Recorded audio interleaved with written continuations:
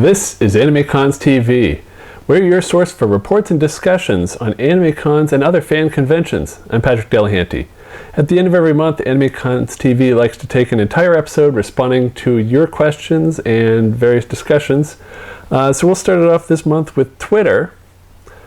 On Twitter, Melissa McCommon tweeted, "I was tabling at SakuraCon and it was absolutely amazing. The staff was absolutely stellar and the attendees were amazing. I'm already feeling the post-con depression." Well, hopefully you've recovered from that by now. I've heard a lot of good things about SakuraCon. You know, that weekend is a lot of big conventions. SakuraCon and Anime Boston usually the same weekend, and lots of people, as you saw from Anime Boston Report, lots of people had fun there. There's also MTAC that weekend, so, you know, it's Easter, but a lot of popular cons then. Also on Twitter, Ruben tweeted this photo of a table. So there's a table. Great. On Facebook, Ruben wrote, "Tell me more." So after we accused him of just being here for the once-a-month voicemail reaction videos, he said, "Untrue. Thanks to an awesome tutorial by the amazing Elizabeth, my makeup is now on fleek." So good job there, watching the cosplay help videos. And on YouTube, Ashito Marisu replied to last month's feedback episode with Svetlana asking, "Where did Svetlana get that Terriermon plushie? It's so cute." That's actually my Terriermon plushie. I got it on eBay in 2002, and I've never seen another one in person or on eBay anywhere. And a lot of people, especially when I was bringing it around to conventions around 2002, a lot of people wanted one. Can't help you. I've seen some smaller ones and some different ones, but that it looks so much like Terriermon. It's so well made. It's officially licensed, but it was only sold in Hong Kong, I guess. So it's really hard to find. And now that it's 16 years later, I don't know if you can find one. Good luck. Mine's not for sale. Vita Boo asked, "Will you guys go to MegaCon Orlando, Florida 2018? Sorry, we don't have any plans to go to any Florida conventions at this time. I'm in Northern California, and I get to some cons further away than that, and everybody else is on the East Coast, in the Northeast. So we don't have a lot of coverage in Florida or Texas or up in the Midwest or some of those places. But yeah, maybe someday." Percy Love Cosplay replied to the Anime Boston 2018 report saying, "Duh, you guys showcased us for the Mask Fashion Show." I'm glad you liked it. Yeah, it was a good fashion show, and a lot of people had fun there. Also in response to our Anime Boston report, Jenna wrote, "Hello, it's Deku from the Masquerade, and AB was also my first con back in 2007, so you're my AB senpai." I'm glad you've been going to AB so long. Yeah, one of the reasons I don't ever do the Anime Boston report is because I'm on staff. I named the convention, and I'm one of the founders, so we don't report on cons that we staff, so I let everybody else do that. But yeah, I'm glad you enjoy Anime Boston. In response to our Peter Cullen interview, Cornfreak78 wrote, "Peter Cullen is a truly amazing human being. He is always and will always have my respect, gratitude, and appreciation. Definitely a hero of mine." Yeah, Peter Cullen is amazing. He's voiced so much stuff, especially, everybody knows him as Optimus Prime in Transformers. He was Karan in the original Voltron, and so many roles. You just look through his credits on IMDb, and you realize how much stuff he's done, and he's got that nice deep voice too. So it's really cool. It was great to get to see him and interview him way back. It was like 2 years ago now. But anyway, in email, Drew wrote, "I've been a big fan of AnimeCons.com since 2006, and unsurprisingly, the time has come for me to contribute and start my own small festival convention in Southern California. I find your online video, AnimeCons TV Starting a Convention, extraordinarily valuable in getting insight on starting an event, and I agree with nearly all the points you mentioned in your panel. With that being said, though, we have prepared a great deal and have enough funding to support the event, but there's still this looming fear of failure that the event won't come together. We're all experienced staffers, myself being a director level for a 6,000 event, but now we're looking for deeper insight that can help our event become a success. Is there a possibility that you could provide a few recommendations to our progress or provide some insight on what makes a convention succeed, especially on the exhibitor artist spot sales? We would also appreciate it greatly. Perhaps even on a conference video call if your schedule allows. The event is a one-day event in Torrance, California, focusing on a Matsuri-themed anime festival. Thank you, Drew. I don't really do consulting for conventions. I put a lot of my advice out there either through articles on AnimeCons.com and FanCons.com or through episodes of AnimeCons TV.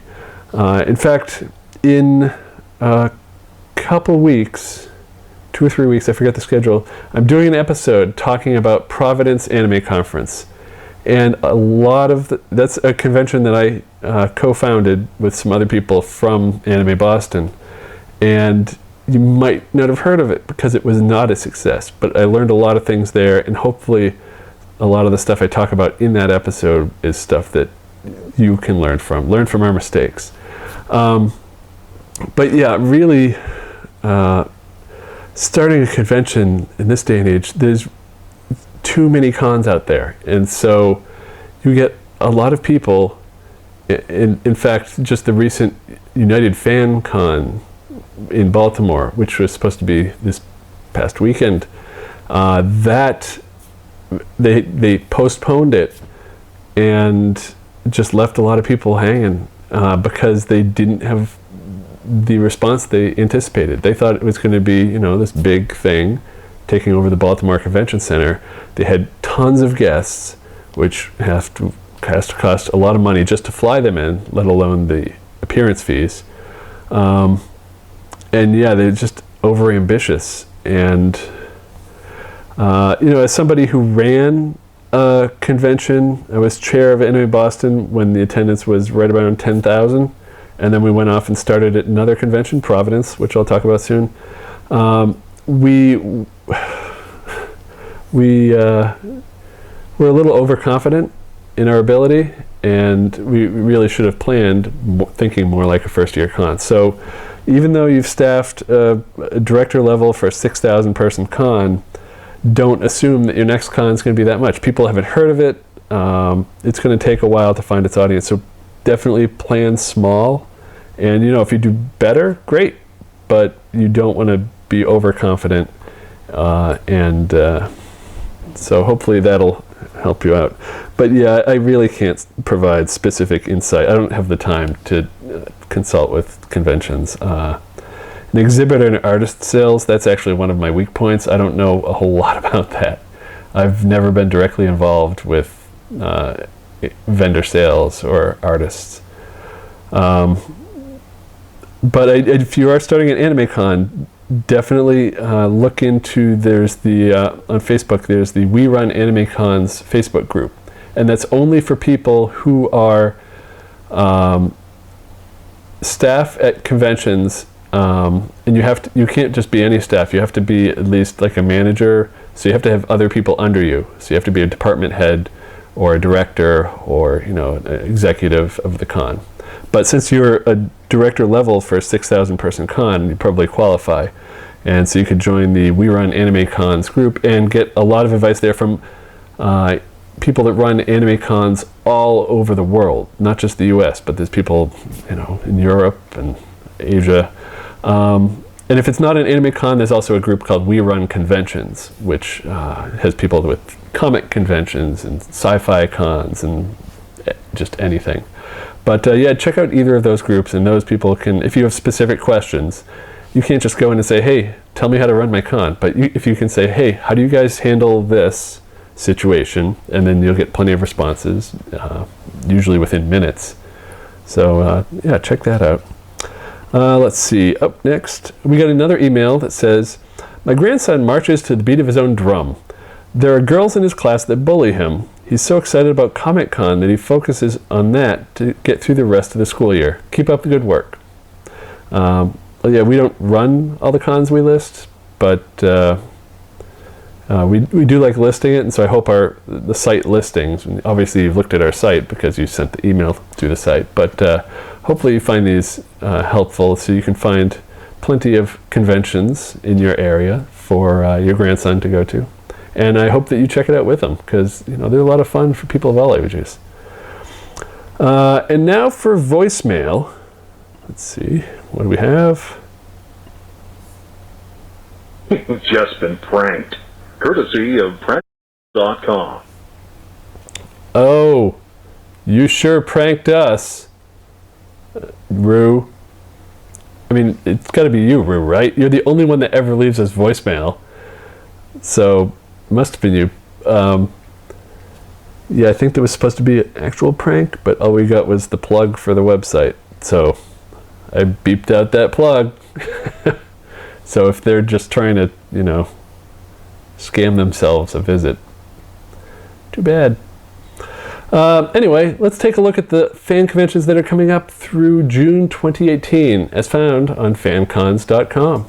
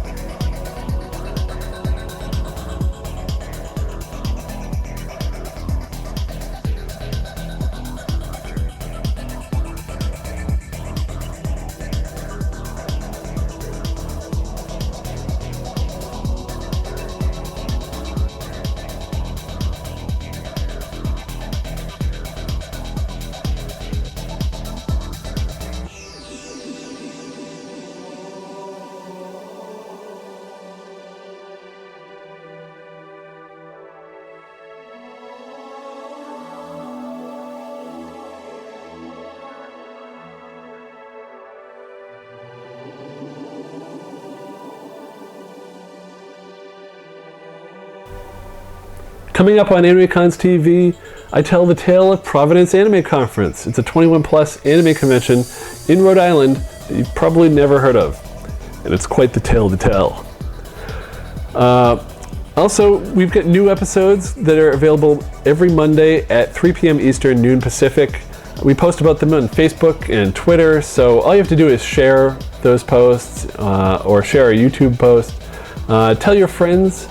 Telling your friends is a great way to help us out, and it costs you nothing, and really get the word out there. We'd love to hear from more people and have more people watching our stuff. Just get the word out on conventions and all the stuff we cover, reports and cosplay help and staffing.